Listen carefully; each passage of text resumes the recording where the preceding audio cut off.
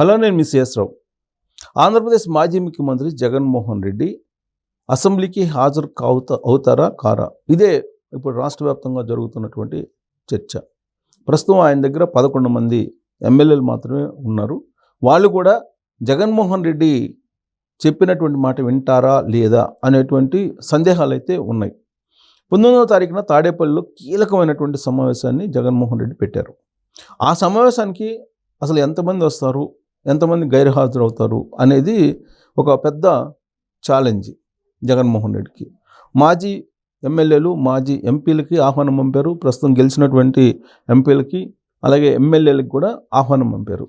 అయితే చాలామంది గైర్హాజరయ్యేటువంటి అవకాశం ఉంది అనేది ఇప్పుడు వైఎస్ఆర్ కాంగ్రెస్ పార్టీ వర్గాల్లో చర్చ జరుగుతోంది. జగన్మోహన్ రెడ్డి అసెంబ్లీకి అటెండ్ అయితే బాగుంటుంది అని ఉండవల్లి అరుణ్ కుమార్ లాంటి వాళ్ళు ఆయనకి ఇస్తున్నటువంటి సలహా. సజ్జల రామకృష్ణారెడ్డి సలహాలు తీసుకొని పార్టీ మునిగిపోయింది అనేటువంటి అభిప్రాయం ప్రస్తుతం జగన్మోహన్ రెడ్డిలో ఉంది. అందుకే ఇప్పుడు ఆయనకై ఆయన సొంతగా ఆలోచించుకొని అసెంబ్లీకి అడుగు పెట్టడమా లేదా అనే దాని మీద నిర్ణయించుకునేటువంటి అవకాశం ఉంది. ఆయన తమిళనాడు ఈక్వేషన్ కనుక తీసుకుంటే ఖచ్చితంగా అసెంబ్లీకి హాజరవుతారు. అదే తెలంగాణ ఈక్వేషన్ తీసుకుంటే కనుక ఆయన అసెంబ్లీకి హాజరయ్యటానికి అవకాశం లేదు. ఎందుకనంటే తెలంగాణ మాజీ ముఖ్యమంత్రి కేసీఆర్ ప్రభుత్వం మారిన తర్వాత ఇప్పటి వరకు ఆయన అసెంబ్లీలో అడుగుపెట్టలేదు. కేవలం ఎమ్మెల్యేగా మాత్రమే ఉన్నారు, ప్రతిపక్ష నాయకుడిగా కూడా ఉన్నాడు. అయినప్పటికీ కూడా కేసీఆర్ తెలంగాణ అసెంబ్లీలో అడుగు పెట్టడం లేదు. ఆయన రావాలని చెప్పి తెలంగాణ ముఖ్యమంత్రి రేవంత్ రెడ్డి పదే పదే కోరుతూ ఉన్నారు. ఇప్పటి వరకు జరిగినటువంటి కుంభకోణాలకి వివరణ ఇవ్వాలి అనే దాని మీద కూడా వాళ్ళు డిమాండ్ చేస్తున్నారు. అయినప్పటికీ ఫామ్ హౌస్ దాటి ఒక్క అడుగు కూడా ముందుకు వేయట్లేదు కేసీఆర్. ఇదే ఫాలో అయితే కనుక జగన్మోహన్ రెడ్డి కూడా తాడేపల్లి నుంచి ఒక్క అడుగు కూడా బయట పెట్టకుండా ఆయన తాడేపల్లికే పరిమితం అయ్యేటువంటి అవకాశాలు ఉన్నాయి. అసెంబ్లీకి అటెండ్ అయ్యేటువంటి ఛాన్సెస్ లేవు. ఎందుకంటే కేసీఆర్కి అట్లీస్ట్ ప్రతిపక్ష హోదా ఉంది, జగన్మోహన్ రెడ్డికి ప్రతిపక్ష హోదా కూడా లేదు. కేవలం ఆయన ఎమ్మెల్యే. ఆయనకి సీటు కూడా లాస్ట్లో ఇస్తారు అని అంటున్నారు. ఎందుకంటే ప్రతిపక్ష హోదా అనేది ఇప్పుడు జనసేన పార్టీకి వచ్చింది కాబట్టి కేవలం ఆయన ఎమ్మెల్యేగా మాత్రమే హాజరు కావాల్సి ఉంది జగన్మోహన్ రెడ్డి. అయినప్పటికీ కూడా ఆయన హాజరు కావాలి అని అంటే కనుక తమిళనాడు ఈక్వేషన్ తీసుకోవాలి. ఎందుకు తమిళనాడు ఈక్వేషను అని అంటే కరుణానిధికి కేవలం 8 మంది 9 మంది ఎమ్మెల్యేలు ఉన్నప్పుడు కరుణానిధి హాజరయ్యాడు. ప్రతిపక్ష నాయకుడి హోదా లేకపోయినప్పటికీ కూడా తమిళనాడు అసెంబ్లీలో కరుణానిధి హాజరయ్యి ప్రజావాణిని, ప్రజా ఆలోచనల్ని ఆయన వినిపించాడు అసెంబ్లీ వేదికగా. ఆ తర్వాత జరిగినటువంటి ఎలక్షన్లో జయలలితకి కేవలం 4 ఎమ్మెల్యేలు మాత్రమే మిగిలిపోయారు. సో జయలలిత మళ్ళా ఆ 4 ఎమ్మెల్యేలతోటి ఆవిడ కూడా అసెంబ్లీకి హాజరయ్యిందని చెప్పి తమిళనాడు రాజకీయ చరిత్ర చెప్తోంది. ఆ తర్వాత మళ్ళీ జరిగిన ఎన్నికల్లో ఆమె ముఖ్యమంత్రి కావడం జరిగింది.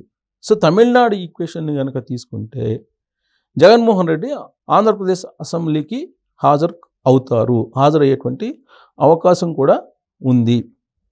తాజాగా జగన్మోహన్ రెడ్డి చెప్తున్నటువంటి మాటలు కనుక తీసుకుంటే ఆయన ఏం చెప్తున్నారు? 39% ఓట్ బ్యాంక్ ఉంది, ఇంకా మాట్లాడితే 40% ఓట్ బ్యాంక్ ఉంది వైఎస్ఆర్ కాంగ్రెస్ పార్టీకి. ప్లస్ ఓట్ల తేడా కూడా కూటమికను వైఎస్ఆర్ కాంగ్రెస్ పార్టీ చాలా తక్కువ ఉంది.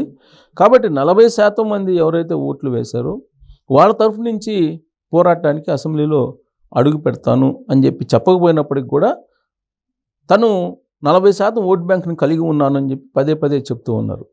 అంతేకాదు ఆయన ఇంకో మాట కూడా చెప్పారు. తనకి ఇంకా వయసు ఉంది, ఎనర్జీ ఉంది, గతంలో పాదయాత్ర చేసినట్టు ఈసారి కూడా ప్రజల్లోకి వెళ్ళేటువంటి ఆలోచన కూడా ఉంది అని చెప్పి చెబుతున్నారు. దాన్ని నెరవేర్చుకోవాలంటే ముందు అసెంబ్లీకి జగన్మోహన్ రెడ్డి హాజరు కావాలి. హాజరైన తర్వాత అసెంబ్లీ ప్రొసీడింగ్స్ని లేదంటే అసెంబ్లీ జరుగుతున్నటువంటి విధానపరమైన నిర్ణయాల మీద నిరసన వ్యక్తం చేసి జగన్మోహన్ రెడ్డి ప్రజల్లోకి వెళ్ళడానికి కొంచెం సమయం పడుతుంది. ఆ సమయం రావాలంటే కనుక జగన్మోహన్ రెడ్డి ఖచ్చితంగా అసెంబ్లీలో అడుగుపెట్టాలి. చంద్రబాబు నాయుడు ఇది గౌరవ సభ ఏర్పడేంత వరకు నేను రానని చెప్పేసి 2019కి ముందు ప్రజల్లోకి వెళ్ళారు ఆయన. ప్రజల్లోకి వెళ్ళి తిరిగి ఆయన అధికారంలోకి వచ్చి ఇప్పుడు గౌరవ సభ ఏర్పాటు చేయడానికి ఆయన సిద్ధమయ్యారు. 21వ తారీఖు నుంచి ఆంధ్రప్రదేశ్ అసెంబ్లీ సమావేశాలు ప్రారంభం కాబోతున్నాయి. ఆ సమావేశాల్లో ఎమ్మెల్యేలందరి చేత ప్రమాణ స్వీకారం చేయిస్తారు. ప్రొటెం స్పీకర్గా ఆల్రెడీ ఇప్పటికే గోరంట్ల బుచ్చి చౌదరిని ఎంపిక చేసుకున్నారు. స్పీకర్గా అయ్యన్న పాత్రను కూడా ఎంపిక చేసుకున్నారు. సో అసెంబ్లీ సమావేశాలకి చంద్రబాబు నాయుడు సిద్ధమైనటువంటి క్రమంలో ప్రమాణ స్వీకారానికైనా సరే జగన్మోహన్ రెడ్డి వస్తారా రారా అనే దాని మీద అన్ని కోణాల నుంచి చర్చ జరుగుతుంది. ఉండవల్లి అరుణ్ కుమార్ ఇచ్చే సలహా కూడా అసెంబ్లీకి అటెండ్ కావాలి జగన్మోహన్ రెడ్డి అనే సందేశం ఇస్తున్నాడు. ఎందుకు ఉండవల్లి అరుణ్ కుమార్ పేరు నేను నొక్కి చెప్తున్నానంటే ఆయన ఎప్పుడు కూడా వైఎస్ ఫ్యామిలీకి చాలా శ్రేయోభిలాషిగా ఉంటారు. జగన్మోహన్ రెడ్డి అధికారంలో ఉన్నప్పుడు కూడా మీడియా ముఖంగా చాలా సలహాలు సూచనలు ఇచ్చారు. మార్గదర్శి విషయంలో ఏం చేయాలి, అలాగే మార్గదర్శితో పాటు రాష్ట్రంలో చంద్రబాబు నాయుడు విషయంలో ఏం చేయాలి, వీటన్నిటి మీద కూడా గైడ్ లైన్స్ ఇచ్చాడు ఆయన. తర్వాత విభజన చట్టంలో జరిగినటువంటి అన్యాయం మీద ఎలా పోరాడాలి పార్లమెంట్లో అనేది కూడా సలహాలు ఇచ్చాడు మీడియా ముఖంగా. అయితే జగన్మోహన్ రెడ్డి ఒక మార్గదర్శి విషయంలో ఆయన ఇచ్చినటువంటి సలహాను తీసుకున్నాడు మినహా మిగిలిన రాష్ట్ర ప్రయోజనాల విషయంలో తీసుకోలేదు.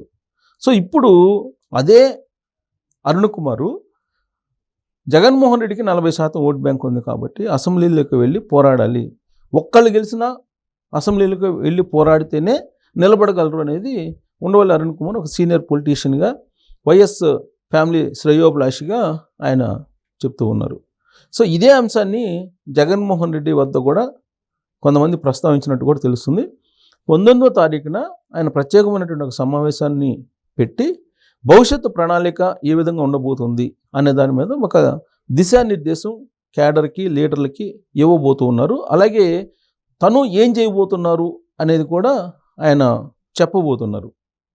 ఎందుకంటే అసెంబ్లీలో ఆయన అటెండ్ అవుతారా లేదా అనేది 19వ తారీఖున అంటే గురువారం రోజే మరొక కొన్ని 24 గంటల్లోనే ఆయన డెసిషన్ ఏంది అనేది అర్థం అయ్యేటువంటి ఛాన్సెస్ ఉన్నాయి.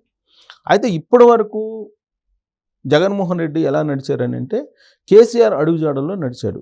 2019 నుంచి ఆయన అధికారంలోకి వచ్చినప్పటి నుంచి 2024లో జరిగిన ఎన్నికల్లో అధికారం నుంచి దిగిపోయేంత వరకు కూడా కేసీఆర్ అడుగుజాడల్లోనే నడిచారు. కేసీఆర్ మాదిరిగానే పరిపాలన సాగించాడు. ఆయన ప్రగతి భవన్ నుంచి రాలేదు కేసీఆర్. జగన్మోహన్ రెడ్డి తాడేపల్లి ప్యాలెస్ నుంచి బయటికి రాకుండా పరిపాలన చేశారు. ఎమ్మెల్యేలకి మినిస్టర్లకి అపాయింట్మెంట్స్ ఉండేవి కాదు. జగన్మోహన్ రెడ్డి కూడా అలానే చేశారు. సో కాబట్టి అన్ని రకాలుగా కంపేర్ చేస్తే అటు గురువు ఏదైతే పాటించాడో శిష్యుడు కూడా అదే పాటించాడు జగన్మోహన్ రెడ్డి.